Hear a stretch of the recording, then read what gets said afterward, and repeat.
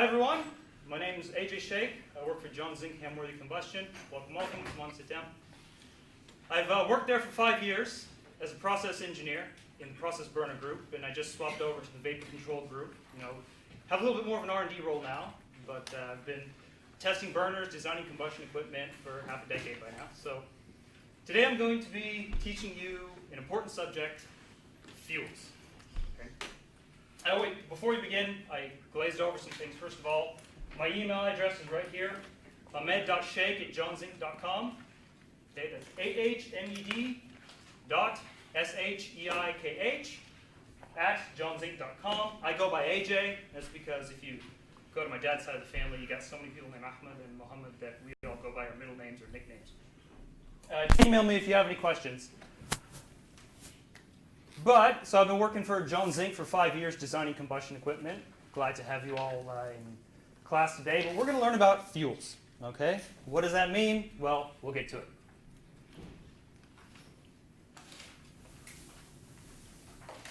All right, so first of all, a little introduction for you. You don't have to take notes on this. It'll be pretty straightforward through the presentation. But we're going to look at the LHV and HHV of a fuel. What does that mean? Stand for lower heating value and higher heating value. Okay? And these are two different terms that are used to evaluate how much energy is packed into a unit of fuel. Okay? It's very important to know if you're talking about the LHV or the HHV, because different industries use different terminology. Okay? The concept of flammability limits. If you're too rich, if you have too much gas and air, it's not going to burn. If you have too little gas and air, it's also not going to burn. And understanding what those limits are and how they change depending on your fuel is an important concept. Next, define flame speed and temperature. So out there in the real world, you have a piece of combustion equipment. It's made to combust a fuel stream. And that fuel stream is not always constant. It can be changing.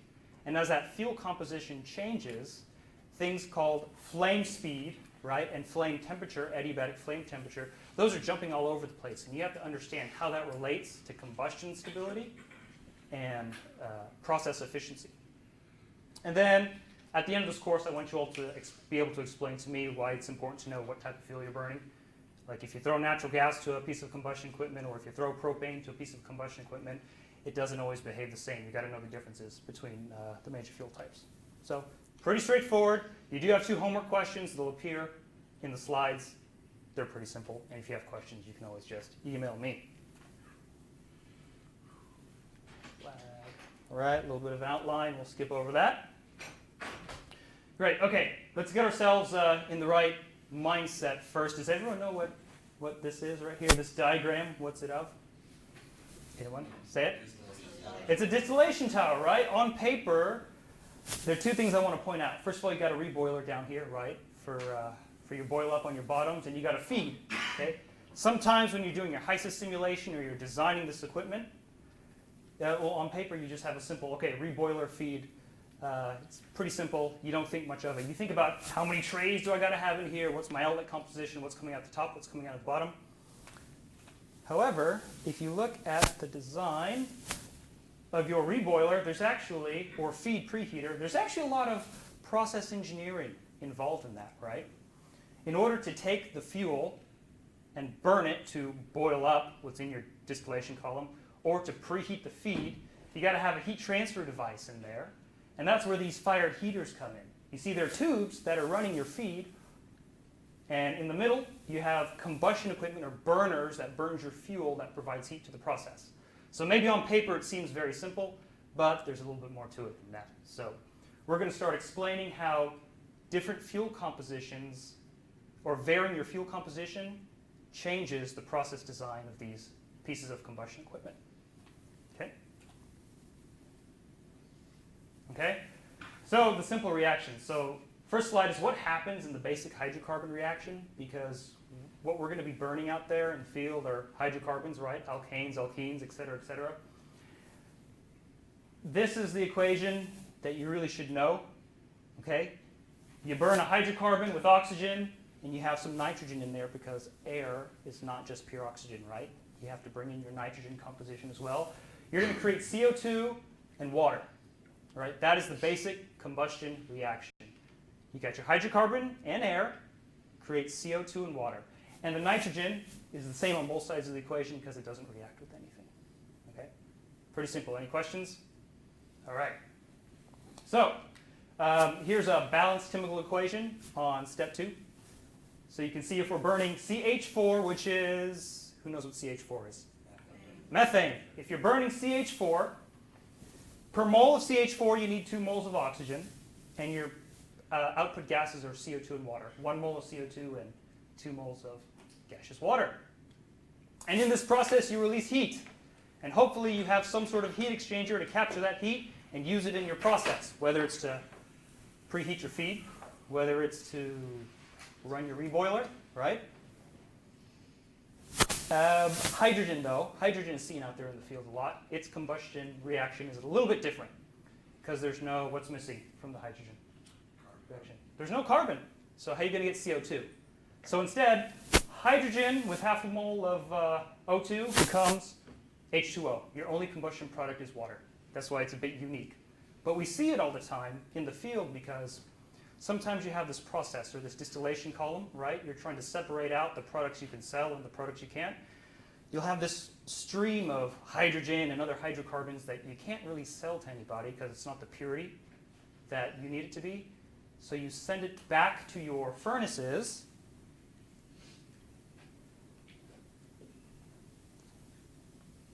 Go back. You send it back to your combustion equipment and burn it and recapture that heat because you don't want to throw away that stream. You can't sell it, but you can at least recapture those BTUs and burn it and take that heat that's released and run your combustion equipment with it or run your other processes with it.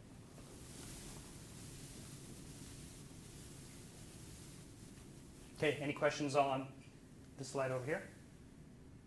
Okay, everyone knows the simple combustion reaction because we're going to need that for later. Okay, let's chat about, once again, what we learned. Combustion requires a fuel and an oxidizer. Now, I say oxidizer, not specifically air, because if you had a bottle of oxygen, you could mix that with your fuel and burn it that way.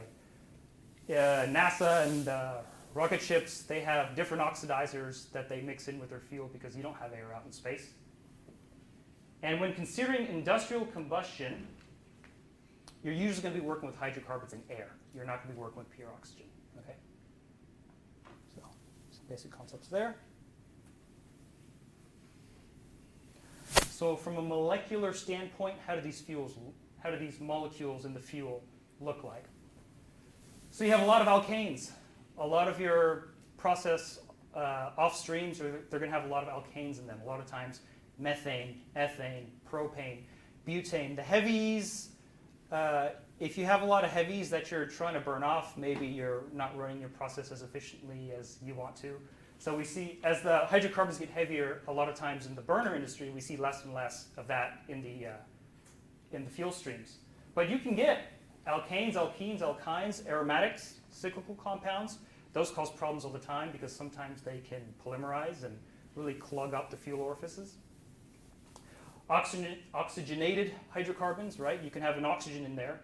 And we're not talking about this week, but next week when we talk about combustion chemistry, we're going to be able to balance the chemical equation when you have oxygen existing on the left side of the equation inside the hydrocarbon itself. So it needs less introduced air to burn. Those are the basic constituents that you'll see in your fuel. Okay, so let's get in the right mindset again. Why do we burn fuel? So at home, sometimes you want to make tea, right? So you turn on your burner. You put a kettle on the stove, right? You want to take a shower, a warm shower. You don't want to take a cold shower. Some people might want to take a cold shower. I don't know. Relax your muscles or, get loosened up. But a lot of times you'll have a warm shower, so you'll have a hot, complete the sentence, a hot water heater, right? And that hot water heater has a burner inside of it. And that heat released from that combustion is heating up your water for your house. You want to do a barbecue, propane grill, light it up, heat up your food, heat transfer from the flame to the food. Okay, let's look at industry. If you want to preheat your distillation column feed, or if you want to make power, right? You got your power plant. They're burning natural gas, and it makes boils up some water, spins some magnets, and you have power to run your house. Okay, what do we burn? We can burn propane, like on your grill, right? Natural gas. Who knows what natural gas is? Methane. Mostly methane. Okay, good. That's actually a homework question later, is to tell me how natural gas changes in different parts of the world, because it's not all the same. Waste streams you can't sell for money, right? You have a process, you have a distillation column, you've purified it, you've sold what you can, and you have this leftover stream. What do you do with it? If you can't sell it, you can send it back to your combustion equipment, recapture those BTUs. All right. Okay, let's talk the lingo. Remember, I was talking about HHV and LHV. You got to know the lingo. So oftentimes in the combustion industry, at least here in the United States, and abroad as well in some places, we use the concept of million BTUs per hour. Okay, that's our heat release unit. So if I have a piece of combustion equipment, I'm burning my fuels, I want to talk about how much heat am I releasing per unit time? How much fuel am I burning? I'm going to talk about it on a million BTU an hour basis. Okay. So your stovetop at home, right, probably around 10,000 BTUs an hour. A really small process burner is a million BTUs an hour on heat release. And you can get big boiler burners where they have in the power plants. Those are in the 50 to 100 million BTU an hour range. Okay. Then you have, internationally, they like to talk in megawatts. It's very important. Johns Inc. is an international company. We don't always do business in the United States. Sometimes we have orders from Luxembourg. We have a Luxembourg office, actually, all the way around the world. So we got to work in multiple units. So megawatts, and sometimes also gigacals per hour. Important to know the lingo. So heat release of industrial burners in a process heater, a feed preheater, 1 to 10 million BTUs an hour. Okay, that's the range we're talking about. Your stove at home, 10,000 BTUs an hour-ish. Big boiler burners that are generating power, 50 million, 100 million BTUs an hour. A big range. You got to select the combustion equipment for your process. If I try to put 100 million BTUs an hour inside your stove at home, you're going to cook that piece of chicken really fast and cook everything else inside the room. So, all right. Here's just some examples. A match, 100 BTUs an hour. Industrial flare, okay?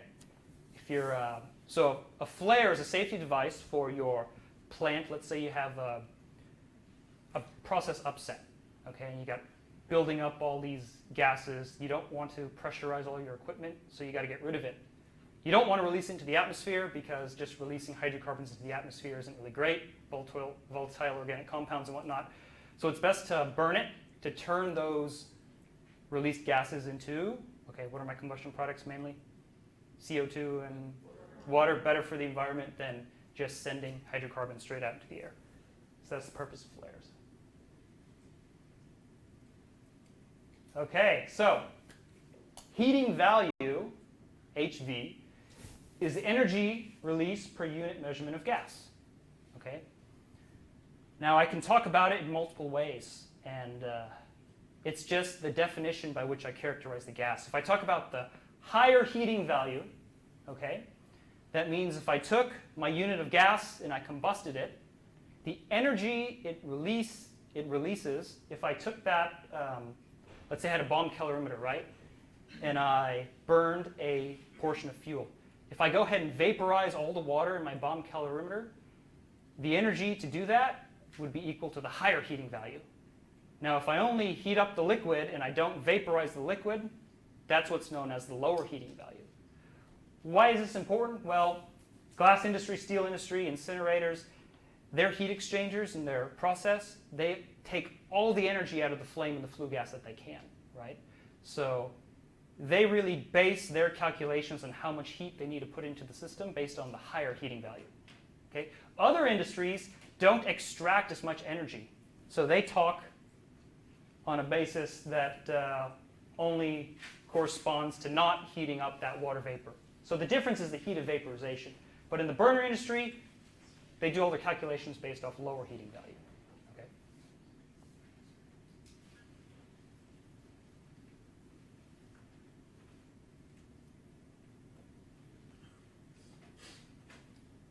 Here's a nice little illustration. So a pound of steam at 212 F, a pound of water at 212 F.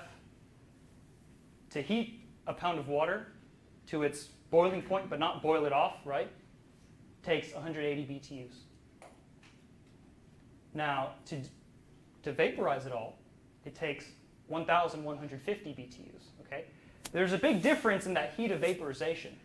So if you're extracting all the heat you can out of your combustion products, right?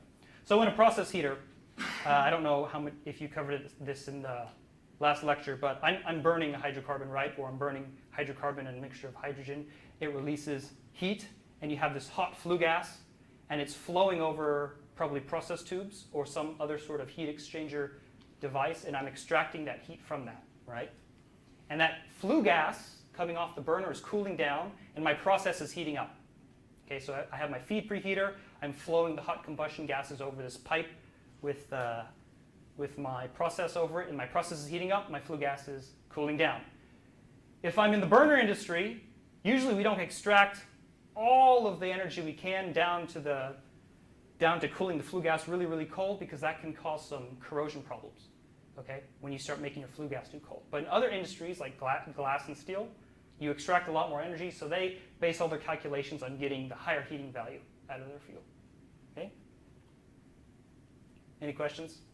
That was kind of threw a lot at you at once. Okay, let's take a look at some fuels and how their higher heating values and lower heating values different. You don't have to write this down. You can always just look this up, right? But you have methane, CH4, the primary constituent of natural gas. 909 BTUs per standard cubic foot. So if I have a standard cubic foot of methane, I can get 909 BTUs an hour out of it, if I'm thinking of it on an LHV basis. Propane, a lot higher, 2,300-ish. Butane, pentane, ethylene, you can see that it's not the same. Sometimes there's big differences. So methane is 909. Look at carbon monoxide. Carbon monoxide can burn. Okay? Carbon monoxide plus oxygen goes to CO2. It has a very low heating value. So if I throw a standard cubic foot of fuel into my process, if I burn a standard cubic foot of fuel for my process, and that fuel is methane, I can't just switch out to any other fuel on the fly and expect to get the same heat, because their heating values are different. Okay? So this is why knowing what kind of fuel you're working with is very important. It's the basic concept. Any questions about this? You can always look up these values later.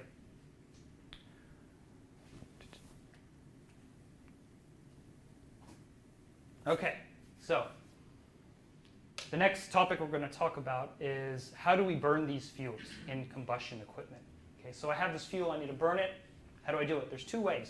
You can classify the combustion in mainly two ways. The first is premixed, where I take my oxygen and air, or my air, which has the oxygen and nitrogen, and my fuel, premix it like in a Bunsen burner, and then burn the mixture. Okay? The opposite way, which is non-premixed or diffusion combustion, is where I'm letting an outside air source diffuse in to my fuel stream and burn kind of on the outside of the incoming air. So for example, right here we have a pilot for, I think that's a flare pilot, and there's an orifice that draws in the air with it before it gets to this tip, and you can ignite it with a sparker. But I have a combustible mixture all the way up and down in this tube, as opposed to a candle, which is non-premixed or diffusion flame. The air it needs to burn, so that wax is vaporizing, and we're burning that wax. That's our fuel. It gets the air it needs for combustion from the outside air. Okay? I'm not pre-mixing the fuel in the air. The air is diffusing in. Okay. Does that make sense? Any questions? Okay.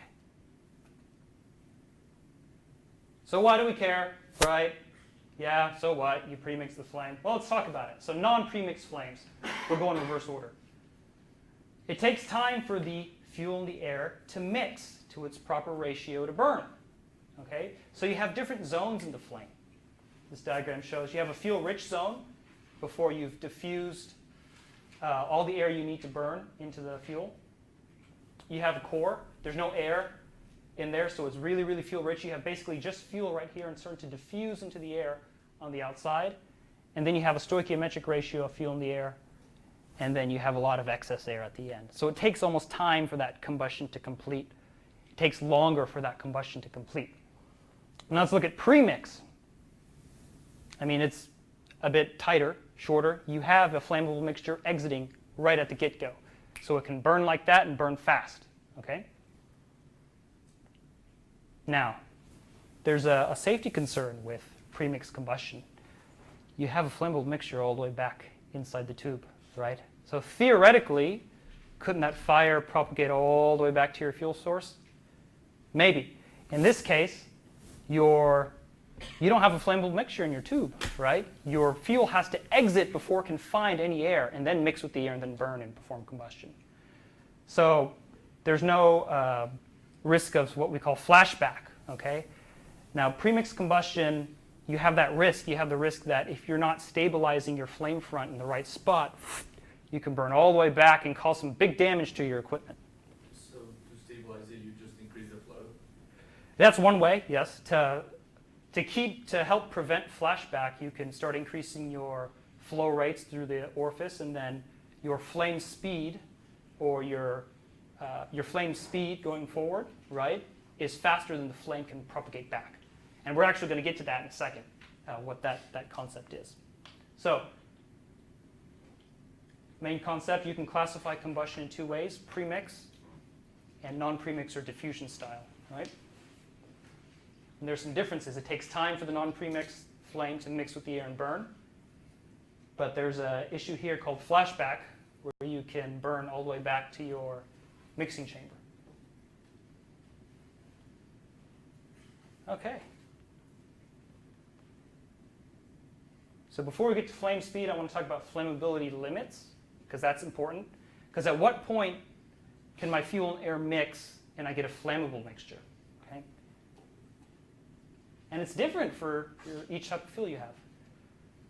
So if I say, oh, I have a standard cubic foot of fuel, and let's say it's methane, right?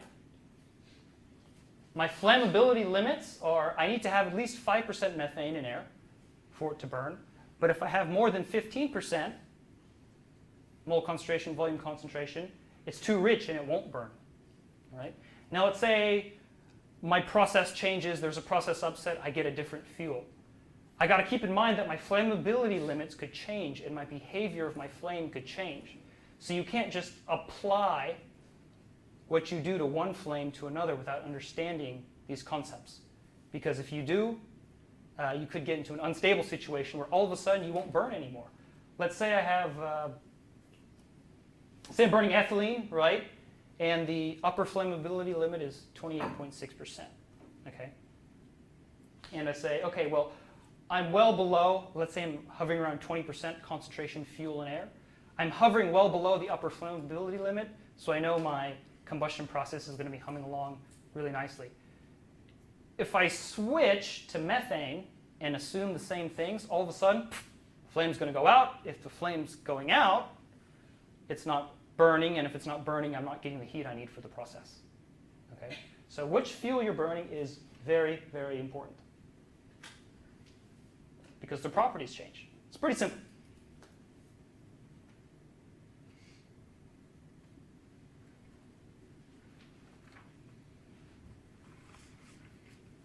Let's do an example problem. How do I find the percent fuel, or if I have a mixture of methane and air, is it flammable or not? So before I gave you those values of the flammability limits, and it's real easy to do a problem like this. You just take your fuel, right, in the numerator, and in the denominator, you have your fuel plus your air. And that's your percentage hydrocarbon, or that's your percent fuel and air.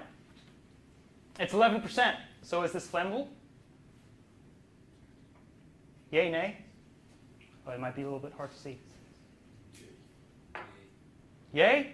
Okay, so flammability range of methane, 5 to 15%. I calculated that my concentration is 11%. That's in the range, so it's flammable. It's a flammable mixture. Good. Pretty simple, right? What if the fuel was propane? What's wrong with this sentence right here? Someone else wrote this slide for me, and I wanted to point this out.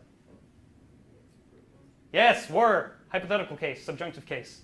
What if the fuel were propane? Sorry, I married an English major, so I make awful language jokes at times. Okay, so you're going to tell me that for your homework problem. Whoops. Homework. So I have the same mixture, except instead of 1,000 cubic feet of methane, I have 1,000 cubic feet of propane. It's an easy problem. Don't worry about it.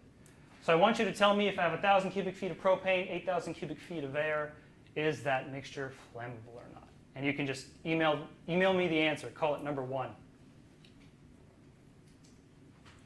Okay. What does LFL and UFL stand for? Okay, LFL, good question. LFL is lower flammability limit. It's the minimum concentration required for a constituent to burn in air. Your LEL and UELs, it can change whether your basis is air or oxygen, right? Because air has the nitrogen in it. But most of the time when we talk about this, we talk about hydrocarbon in air or fuel in air. So LFL is lower flammability limit, and UFL is upper flammability limit. The concentration on which, if you go past that, the fuel won't burn.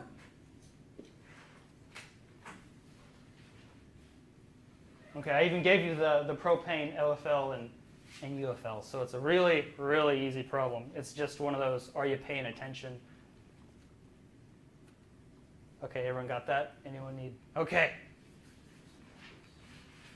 So if I do this in the future, I'll probably put the flame speed stuff a bit earlier, but why is flame speed important to the burner industry? Did I skip a slide? Okay. So there's this concept called flame speed, right? When you have different constituents, you can say that, okay, propane has a flame speed of X centimeters per second. Methane has a flame speed of X centimeters per second. It's how fast the flame will propagate back, okay? And the key point here is that it changes depending on your fuel. It's been kind of the key point throughout this whole lecture, right? You can't treat one component just like the other. Their properties change because their molecules are shaped differently, all right? Their heating values are different. Their flame speeds are different. Their HHV and LHV, how much heat you can get out of a standard cubic foot of the fuels, are different depending on which fuel you're burning, okay? So if we look at flame speed, it can dictate the stability of a burner. If your flame speed is too high and you can't stabilize correctly in the spot, it could lift off. There we go. I don't know why it blacked out for a second there. If your flame speed is too quick, you can cause flashback, which means instead of burning where you want it to, you can start burning on the tip itself or maybe inside, right? We don't want that. We want all the fire to be outside of our pipes. We don't want it to flash back to the source. It can get really dangerous. So you can damage equipment if you're burning where you're not supposed to. We always want to burn where we're supposed to burn. Here's a nice little diagram that illustrates the concept. So after you initially light off your combustion mixture, right, and it's trying to burn back, you also have the combustion, or the fuel in the air mixture moving forward at a certain momentum. And those speeds should balance out so that you stabilize in the mixing zone where you want it to. When you design combustion equipment, you design it so that the flame will stay in a certain zone. If your fuel changes and your flame speed goes too high, you could have what's called liftoff, or blow-off is what it is called in this slide. Okay? That's where instead of staying at that zone where you want to burn, you're burning way up here, past where you want it to. What's the problem with that? I design combustion equipment to operate in a certain way. And if you are operating outside of those ranges, you could cause an unstable or dangerous condition where it could just go out. All right? You want to burn where you're designed to burn. That way you can stay nice and stable as conditions change in your process. And so I don't upset my process, and so I can keep making money. And then flashback is when that flame speed becomes too high, and I don't have enough energy coming out, and you just start, the flame propagates back and starts to burn where I don't want it to. Okay?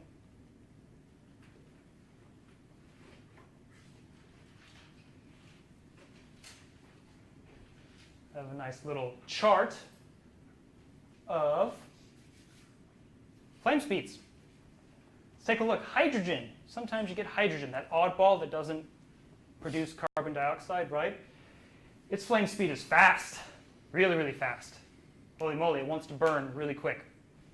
That's why when you have a premix combustion application, you start to worry when you see a lot of hydrogen. You have to really be careful on how you design that combustion equipment, especially if it's premixed.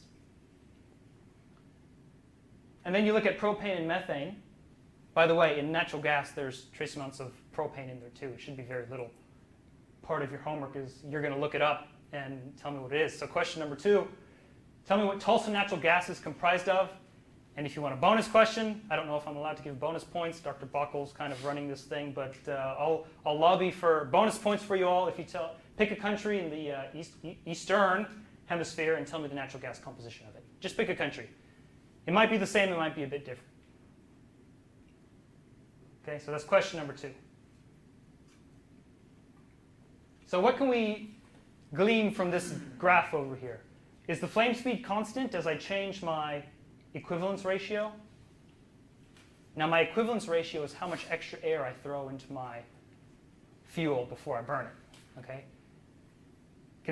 Did Dr. Buckle explain why we don't run at stoichiometry?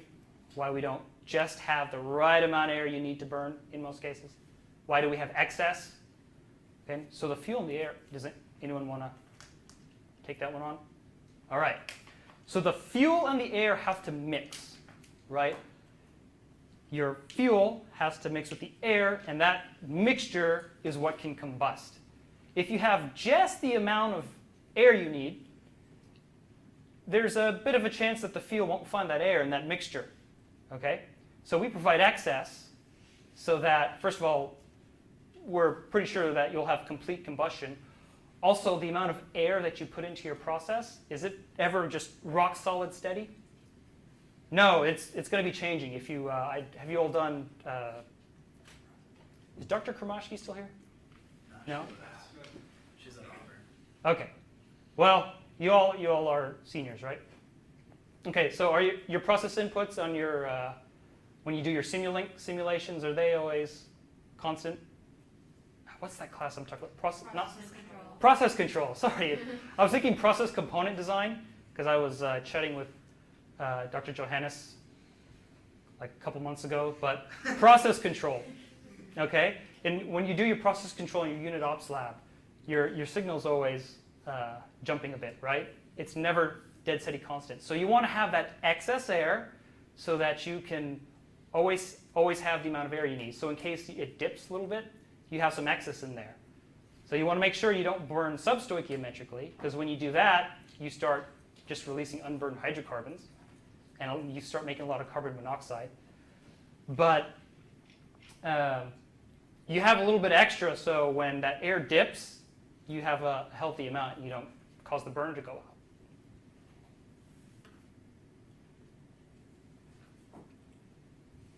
Okay, next concept. So we talked about LHV, HHV. What's my heating value? How much punch does my fuel pack? Okay, we talked about flame speed, how fast that flame propagates back, and how you have to understand that so you can design your combustion equipment accordingly. What else did we cover?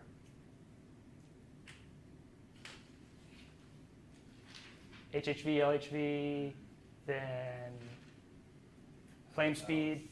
What? There we go. Flammability limits. Okay? If I'm too rich, I won't burn. If I'm too lean, can't burn. I have to understand this because it changes as your fuel changes. All right?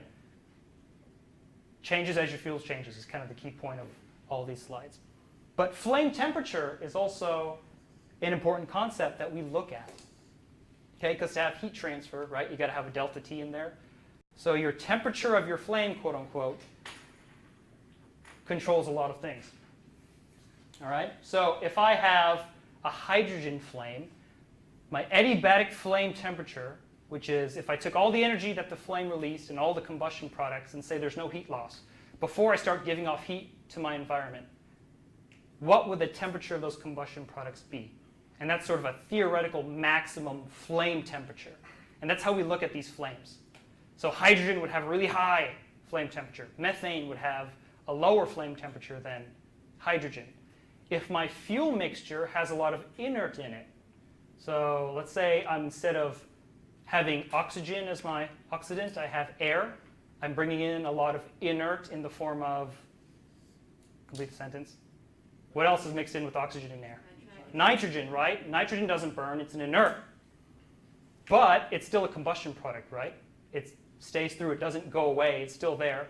So I take all my combustion products, and I say the heat released by my combustion reaction, if I applied that to my combustion products, what's the temperature? And that's my theoretical maximum, quote unquote, flame temperature. Okay? And that's what we call the adiabatic flame temperature. So why is it important? If you have really high flame temperature, you can actually create NOx, NOx. Talked about that in the first lecture, right? Oh, okay, so that nitrogen, in small amounts, it can create a chemical called nitrous oxide. So instead of your oxygen reacting with your hydrocarbon, it can react with the nitrogen. In small amounts, not in major amounts to shift the stoichiometry.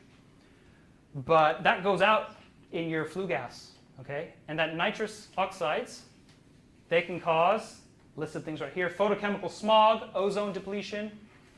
You can create, it's called NOx. That's because it can be NO or NO2. Okay, it could be nitrous oxide or nitrous dioxide. If it comes out as nitrous oxide, it'll want to become nitrous dioxide as fast as possible.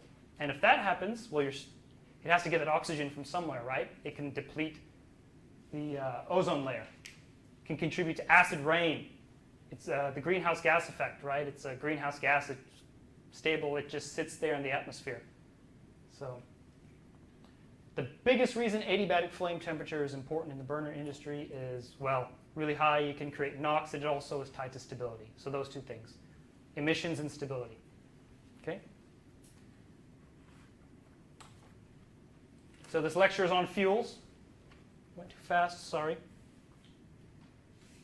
This lecture is on fuels, so let's take a look at how different fuels have different adiabatic flame temperatures. All right? So methane, if methane burning at stoichiometry, right? These are all stoichiometric adiabatic flame temperatures, 3,500, 3,542. When Dr. Manning was teaching process component design, he made us calculate the adiabatic flame temperature of methane for our project a long time ago. So I don't know if any teachers still make you do that, but 3,500. Propane, a little bit hotter, almost 3,600 degrees Fahrenheit. Butane, 3,575, et cetera, et cetera. Here's hydrogen that I was talking about, 4,000. Okay. Acetylene, oxygen acetylene torches, right, that they use for soldering. Really, really hot. That's why it's good for melting those, the silphos sticks to solder copper pipe. Really hot flame temperature. All right, so we know that really high flame temperature makes a lot of emissions, so how do we tweak that flame temperature?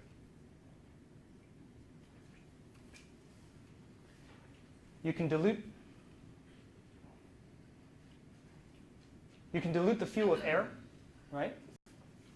You can mix inert gases with the fuel, or dilute the fuel with furnace flue gases. So let's kind of go through all these and explain what's going on. So I have a mixture, right? I have I'm saying here dilute the fuel with the air, so I have a premix situation, right? If I start adding a lot of excess air, do we have a question? Yeah, I was just going to say, so does this mean that the temperature is lower at the LFL? Temperature is lower at the LFL. Because if you're letting air in, then the mixture is going to be more lean. Yes. So when you have a mixture of at the LFL, okay, that means you have a lot of excess air in there. And yeah, the flame temperature is going to change as your excess air changes. Okay. So when I say adiabatic flame temperature, I'm taking into account all the products of combustion, including the nitrogen. Gotcha. and the excess oxygen that comes out at the end. So you can dilute the fuel with the air, right? I can add in more air. That adds in more inerts as well. And I have the same amount of heat release because I haven't added more fuel, right? Same heat release, more combustion products, less temperature.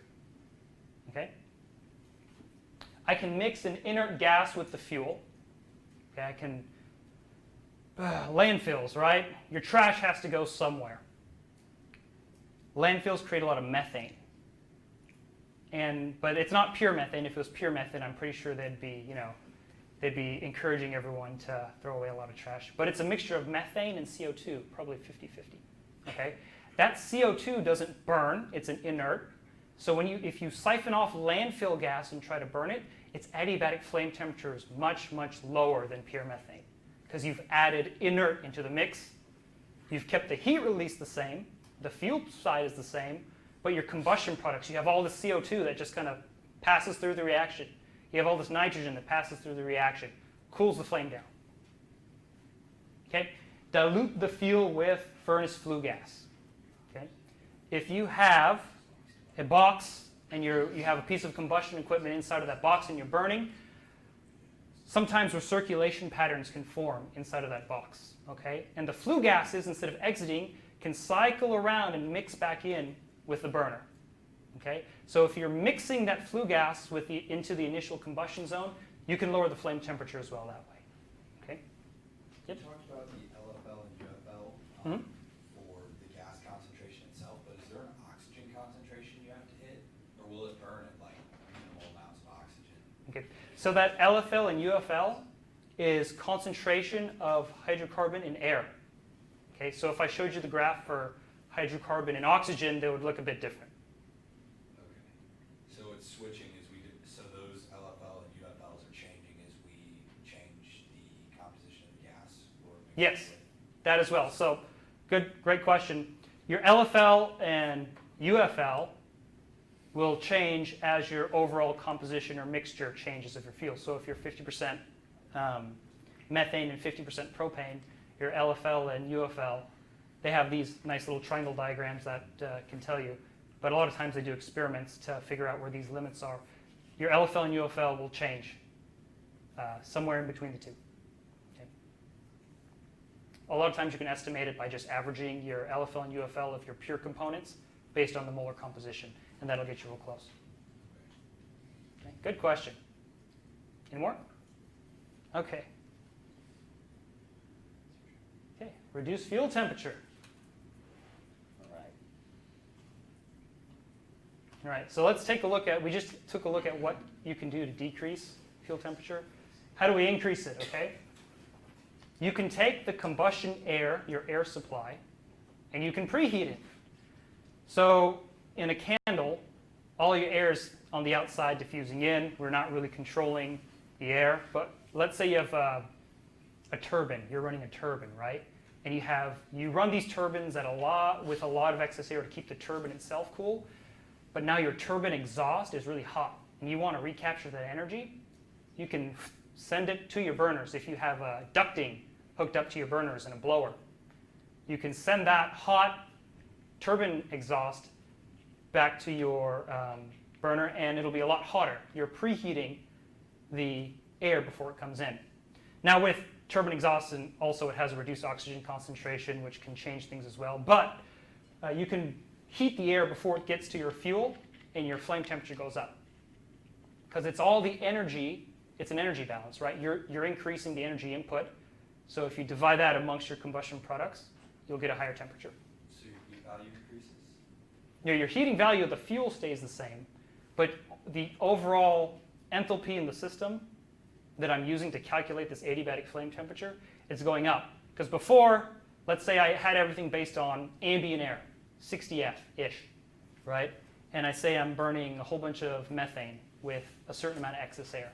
I can take that heat release and the enthalpy of the incoming streams as well, which is, I guess that's sort of the big kicker on this one, right? The enthalpy of the incoming air is small compared to the heat release, right? But if I preheat my combustion air, that's a significant amount of enthalpy, right? So when I take that total energy and divide that amongst my combustion products before any heat losses, your adiabatic flame temperature is going to go up, okay? Which can increase NOx emissions, right? That's why we want to keep it down. So why the heck would you want to ever why would you ever want to preheat your air for a process? Cheaper? Who said cheaper? All right, good. So it saves you money, right? You can fire less. You only need a certain amount of enthalpy to run your process. And if you're satisfying that through your preheating your combustion air, well, then you can burn less fuel. Unfortunately, it creates a lot more NOx.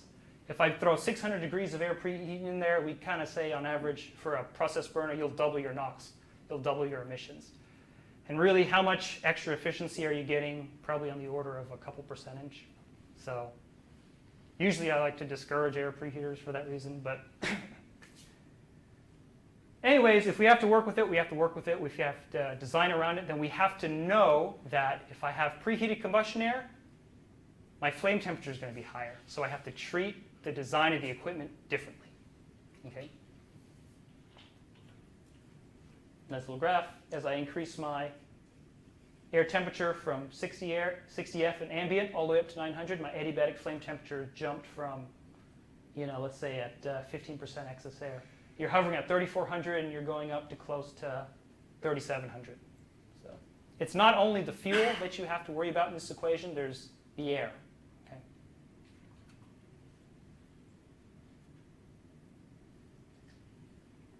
Okay, we made it.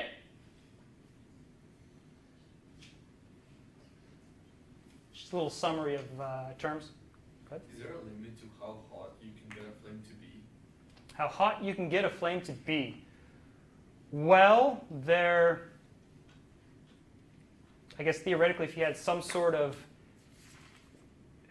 incoming hydrocarbon, yeah, there are practical limits, right? So if somehow I managed to throw in 5,000 degrees air preheat, right, then, man, my adiabatic flame temperature would be really, really, really, really high. But ductwork that can handle 5,000 degrees F, right, the equipment can't handle that hot. So it's kind of an out there concept. But I guess theoretically, right, because the adiabatic flame temperature is just a calculation of combustion products versus the heat release and incoming enthalpy of your other streams. So if I boosted that incoming heat really, really, really, really high, well, then my adiabatic flame temperature would continue to increase. So very interesting question. Okay. Any more?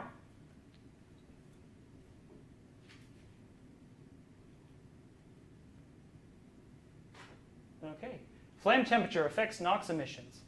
So why don't we just cool down the flame as much as we can and put a ton of excess air into our furnaces? Well, other instructors will go into more detail, but if I put this extra air into my process and I have to get my process to a certain temperature, I'll end up wasting energy because you can't bias the heat to just go towards your process. You have to heat up that air that you're bringing in with it. Okay? So the more excess air you start pumping into a process, the more BTUs you're wasting, more or less, because you have to heat that incoming air. You can't just say, oh, enthalpy, just go towards the tubes magically. The air's there. You're going to heat it up in the combustion process. So is there a correlation between like amount of excess air and then NOx emissions? Because if you bring in more excess air, there's going to be more nitrogen, right? Mm-hmm. So yes, there are. Actually, that's a very good question, but it's not exactly what you'd think. So if you looked at adiabatic flame temperature versus NOx emissions, right, you'd see the curve would say, as my adiabatic flame temperature goes down, my NOx emissions go down. So you're going to say, okay, so if I drew a curve of NOx emissions versus excess air, it should look the same because more excess air, my adiabatic flame temperature is going down. You would think, but you're bringing in extra nitrogen, so your concentration of nitrogen is going up. Your concentration of oxygen is also going up. Okay? So what's NOx made of? Nitrogen and oxygen. So it's not just temperature. If you look at the chemical equilibria, and we'll talk about this next week, Actually, another instructor, we'll talk about that next week. I'll be in Corpus Christi. But you're increasing those concentrations. So if you look at the chemical equilibrium, the mechanism to make NOx, you're going to see your NOx goes a lot higher as you start increasing the excess air, even though your adiabatic flame temperature is going down. Now, if you can decrease the adiabatic flame temperature in other ways without introducing the oxygen and nitrogen, like maybe adding CO2, then yeah, you'd see the NOx just drop off. So, which is nice. Sometimes when I'm designing equipment, the customer will say, hey, I have this waste CO2 stream that I need to get rid of. Can I just send it to the furnace? And as long as you don't cool the flame too much, because you need above a certain point to continuously propagate your flame, as long as you don't cool it too much, that CO2 is great. Throw it in, NOx emissions just tank. So, cool. Okay. So these slides will be sent out. You'll have this glossary of terms. You got a couple of homework problems, but you've all probably answered them by now. So let's take a look at some combustion equipment. Here's some good texts if you want to look these up, learn a little bit more. I keep a copy of most of these at my desk just so I can flip through them. Usually I prefer the online or PDFs, but sometimes hard copies are nice to have around. Personal preference, right?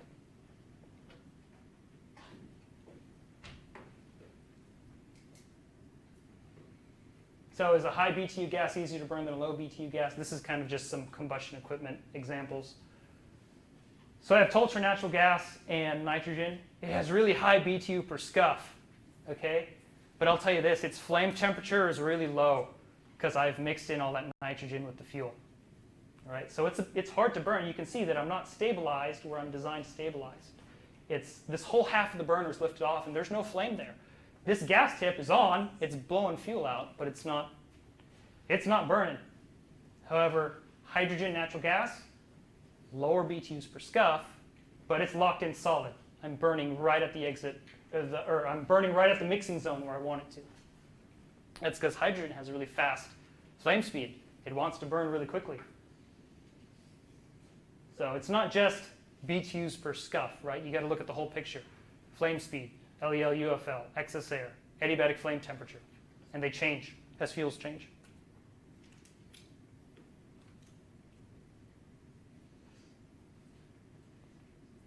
Okay, here's another little just example problem. You're operating a piece of combustion equipment, burning some fuel. So let's say the fuel composition changes on you, and you have the heating value is going to change. Will the heat release of the burner change if the fuel pressure stays the same? Okay, so in this case, the heating value is the same, but its composition is different. So its molecular weight is different. So its standard cubic foot per mole ratio is different. Okay, so you actually get less heat release if you keep the pressure the same. Because when we measure these fuels out in the field, it's really expensive to get a mass flow meter, like a Yokogawa or something like that in there to do it on a mass basis. So we measure based on fuel pressure. We have a fuel tip, and we measure the differential pressure, the back pressure on that tip. And that's how we can tell fuel flow. We calculate it based on the fuel composition. Next slide, please.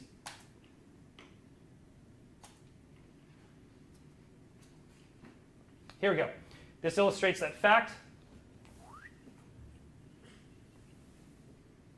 So if I have a mixture of 50% propylene and 50% natural gas, and I keep my fuel pressure, or in order to keep that heat release, my energy release at 3.2 million BTUs an hour, my pressure measurement needs to read 3.7 psig. Okay? Now, if that fuel composition changes to 25% propylene and 75% natural gas, in order to get the same heating output, you'll see that my pressure measurement is going to read 4.2 psig. Okay? As your fuels are changing, molecular weight, gamma, isentropic coefficient, all these properties are changing as well. So how the pressure drop across an orifice for this fuel composition is changing. And since I'm not measuring it based off of, I don't have this expensive mass meter in there, right? Or at least I don't have one on every single burner, I have to know how my pressure and heat release curves relate to one another. So fuel composition changes the pressure versus flow curve. Hydrogen, natural gas, need a lot of pressure to flow that. Generally, as you increase the hydrogen, you need more pressure to push that much gas through an orifice. Go ahead. Which one of these do you want, ideally, in your burner? Which one of these would I want personally? Well, I'm usually, stability-wise, when I'm designing equipment nowadays, I'm not too worried because we have a lot of good techniques around our combustion equipment to get the stability portion of it down. So I like to burn natural gas because the emissions are low. Okay. Now, when it comes to, for the process, like I have a heater, I have a feed preheater, I'm heating a process, which fuel do I want? Well, it's the same heat release, right? So from there, I'm looking at the flame shape, okay? If the flame shape gets really tall, I could start messing with the heat flux in the furnace. If the flame is too wide, I could start impinging on my process tubes and I could cause a rupture. In that case, hydrogen is really nice because it burns fast and the flame is nice and small. Okay? Unfortunately, higher adiabatic flame temperature, usually when you got high hydrogen, more NOx. Okay? So it depends. If I have unlimited room in a furnace, if it's designed really, really big, I'd prefer if I just burn natural gas, flame gets a little bit larger, worry less about NOx. If I'm limited on space, that hydrogen could really help me out. What's the cheapest? The cheapest? Well, remember that oftentimes you're burning a waste stream from somewhere or off-spec gas. So if you don't burn it, you're actually costing yourself money, so that's the cheapest. Natural gas is pretty cheap in the United States, but it's not cheaper than burning gas from a process, because you have to get rid of it somehow. So either you burn it in a combustor, you pay money to put another distillation column in and purify it even more. At some point, it's not economical. So the best thing to do at that point is to recycle it back and just burn it get the BTUs out of it. So you can look up natural gas prices. They're pretty cheap in the United States. They're more expensive overseas. But the fact of the matter is, I have this process off gas here. I got to do something with it. Otherwise, it's almost like throwing away money. So. And if you know, keep the pressure low, then you just use the first one. Okay, so you said if I don't keep the pressure low. You want to keep the pressure low. Oh, do I want to keep the pressure low? Okay. Generally, right? Well, depends. So there's always ranges that the combustion equipment can operate on when it comes to pressure. In some applications, you want really low pressure because you have less momentum coming out of the tip, and it sometimes can be easier to stabilize the fuel gas if you have lower pressure. Unfortunately, that also means you can entrain less flue gases in the furnace, in a process heater, okay? Remember when we talked about mixing in flue gases with the main flame? Part of the mechanism to do that is the fuel jet exiting the tip itself. So if I'm killing myself on fuel pressure to make the burner stable, I could actually make NOx go up because I'm not entraining flue gases back into the burner. So we design for a range, and also it's limited on what that process gas is available at, right? If they say, well, we have this off-process gas, but it's only available to you at 15 psig, then I have to design my burner for maximum 15 psig. Okay. So sometimes we want it low, sometimes we want it high. It really does depend on, is my limiting factor emissions? Is my limiting factor pressure available to me? What's my fuel composition? So, great. Cool. Well, if you think of any more questions, how much time do we have? Yep, time's up. Right on time, nice. If you have any questions, I'll send out these slides to everybody, but my email address is here on the first slide. It'll pop up. Ahmed.sheikh@jonesinc.com. I've got one question. Sure. Could you repeat the homework questions? The homework questions. Of course. So, homework problem number 1.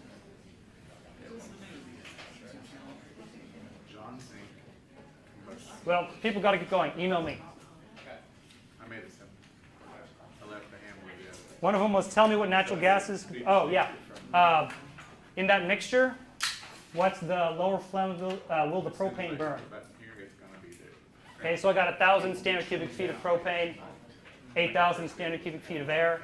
Is it flammable?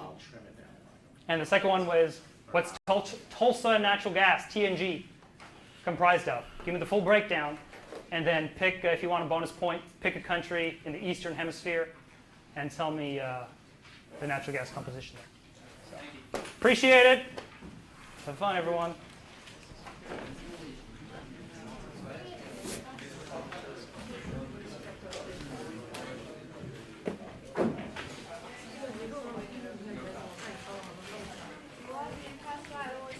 All right, it's posted to YouTube now.